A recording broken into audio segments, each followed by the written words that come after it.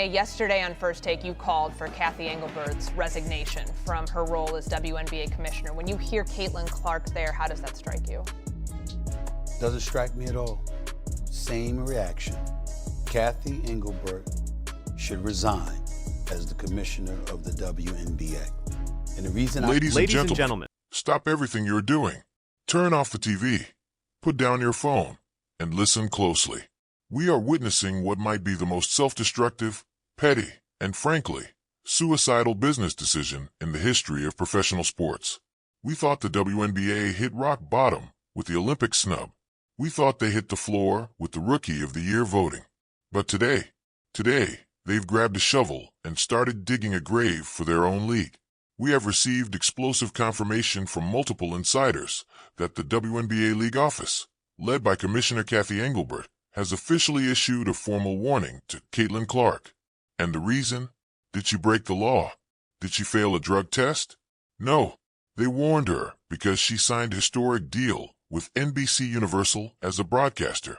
They've sent her a legal threat, claiming her partnership with NBC is a conflict of interest. Let that sink in for a moment. This is the woman who single-handedly saved your league from bankruptcy. The woman who brought you private jets and billion-dollar TV deals goes out, gets a job promoting basketball on national television, and your response is to threaten her?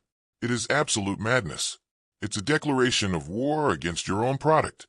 Even the biggest voices in sports media, like Stephen A. Smith, are looking at the situation and demanding that heads must roll.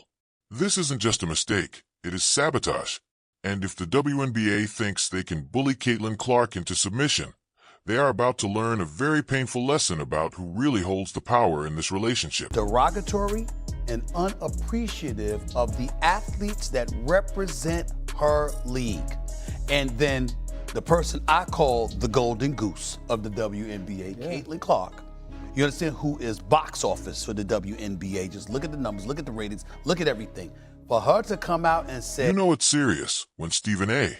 Smith takes off his glasses and looks straight into the lens. And that is exactly what happened. When this news broke, Stephen A. didn't just criticize the WNBA. He demanded a resignation. He stared at the camera and said, and I quote, "This is egregious. This is blasphemous, and it reeks of jealousy." Stephen A. Smith is right. He pointed out the obvious. Cathy Engelbert isn't acting like a commissioner. She's acting like a hall monitor. He asked the question we're all thinking. How dare you? How dare you threaten the golden goose? You should be sending her flowers. You should be polishing her shoes. Instead, you're sending her cease and desist letters. Stephen A. went further, calling out the conflict of interest excuse for exactly what it is, a lie. He shouted, "Promoting basketball helps the WNBA. Basketball is basketball. If Caitlin Clark is on our screens during Sunday Night Football or the Olympics, wearing a WNBA hoodie and talking about the game, that is free marketing. That is the kind of global exposure you simply cannot buy." He is 100% correct. The idea that Caitlin Clark working for NBC hurts the WNBA is the most absurd thing I've ever heard. It's like saying Michael Jordan filming Space Jam hurt the Chicago Bulls. It's nonsense. Stephen A. concluded his rant with a demand every fan should echo. Cathy Engelbert needs to resign, effective immediately. He said, "If you cannot see the value of Caitlin Clark, if you are so blinded by petty rules and internal politics that you try to tear her down, you are not fit to lead." And I agree. This warning proves the WNBA's leadership is broken. They are actively sabotaging their own success because they hate the fact that they don't control her. As Stephen A. put it, they hate her success. The commissioner hates that Caitlin is bigger than the league, and that resentment is going to destroy everything they've built. Let's strip away the emotion for a second and look at the cold, hard math, because this is where the WNBA's audacity becomes truly insulting. Do you know how much the WNBA pays Caitlin Clark? Her base salary is $76,000. In the world of professional sports, $76,000 isn't a salary, it's a tip.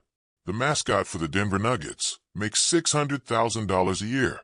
The guy in the furry suit shooting t-shirt cannons makes 10 times more than the face of women's basketball. And yet, despite paying her absolute peanuts, The WNBA thinks they own her. They think they have the right to tell her she can't sign a multi-million-dollar deal with NBC. It is delusional entitlement. Imagine a boss who pays you minimum wage. You go out and land a second job paying you $10 million a year, and your minimum wage boss tries to fire you for it. You'd laugh in their face. You'd quit on the spot. That is the position Caitlin Clark is in. The NBC deal isn't a side hustle. It's the main event. It pays her more in one weekend than the WNBA pays her in 4 years. By issuing this warning, the WNBA is trying to enforce a non-compete clause on an employee they barely pay. It's insulting, it's degrading, and it proves the WNBA still views itself as a hobby, not a business.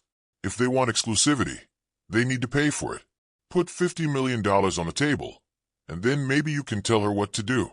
But for $76K, you sit down, you shut up, and you say thank you for her showing up to play. Now we have to ask why. Why would Cathy Engelbert do something this reckless? She's a former CEO. She knows business. So why issue a warning guaranteed to backfire? The answer is ugly, but it needs to be said. The answer is the locker room. This warning didn't start in a boardroom. It came from the pressure of the old guard veterans. We've been reporting on this for months. The jealousy in the WNBA is palpable. You have veterans who have been grinding for a decade, flying commercial, sharing hotel rooms, playing in Russia just to make ends meet. They look up and see a 22-year-old rookie flying private, signing 8-figure deals, and getting treated like royalty by NBC. They are seething. They are furious. And they are in the commissioner's ear. What I said was that weak-ass response that Cathy Engelbert got. I'm going to say it again because people thought I stuttered just that. I don't know how because I don't stutter. Weak-ass comment. I'm going to say it one more time. Weak-ass comeback. That's what she did. Why does she get to break the rules? Why is she a broadcaster while we're at practice? They are demanding the league humble her. They want the WNBA to remind Caitlin that she's just a rookie. And Cathy Engelbert, instead of being a leader, caved to the mob. She issued this warning to appease jealous veterans, trying to show the locker room, see, I'm tough on her too. She isn't special. But here's the reality check. She is special. She is the only reason anyone is watching. By listening to the envious old guard, the commissioner is poisoning the well. You don't punish your star player just to make the bench warmers feel better. That is a loser mentality. Stephen A. Smith touched on this, too. He said, these veterans need to look in the mirror. Instead of hating on her NBC deal, you should be asking how you can get one. Instead of pulling her down to your level, you should be thanking her for raising the salary cap. But they can't. The envy is too deep, and this official warning is the institutionalized manifestation of that spite. Now, let's talk about the legal reality. NBC Universal is owned by Comcast, one of the largest media conglomerates on earth. They have lawyers who cost more per hour than the entire WNBA salary cap. Do you honestly think the WNBA wins a legal battle against NBC? This is Godzilla versus a gecko. If the WNBA tries to enforce this, if they fine, suspend, or block her from NBC, Comcast will sue them back into the Stone Age. It's a suicide mission. The WNBA has zero leverage. Caitlin's contract likely doesn't even prohibit outside employment, especially in media. Where is the conflict? There is none. It's a fabricated excuse to exert control. And look at the sponsors. State Farm, Gatorade, Nike, Wilson. These giants have poured millions into Caitlin Clark. They are Team Caitlin, not Team WNBA. If the league declares war on her, those sponsors will call Cathy Engelbert and say, fix this, or we pull the money. The WNBA is biting the hand that feeds them, not realizing that hand belongs to a giant that can crush them. As Stephen A. warned, you're playing with fire and you're covered in gasoline. This is the endgame. The WNBA has drawn a line in the sand. Now, Caitlin has to respond.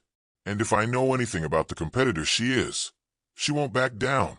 She's going to show up on NBC, hold that microphone, interview LeBron James, and look directly into the camera, daring the WNBA to do something about it. She's calling their bluff. And when she does, the WNBA has two choices: suspend her and destroy the league, or back down and look weak. It's a lose-lose situation of their own making. If they touch a hair on her head, fans will revolt. We're talking a total boycott.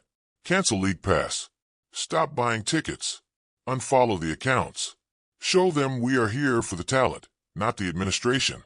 Stephen A. Smith demanded a resignation, but the fans need to demand a revolution. We cannot let bureaucrats destroy the golden era of women's basketball because of their own insecurity. Caitlin Clark has the ultimate leverage. She can leave. She can go to Europe, join the unrivaled league, or become a full-time broadcaster. She doesn't need the WNBA. The WNBA needs her like a drowning man needs oxygen. This warning is the final straw. It's proof that the current leadership is unfit to govern. They've taken the greatest gift in the sport's history and treated it like a burden. They've taken a savior and treated her like a suspect. Cathy Engelbert, if you're listening, resign. Step down.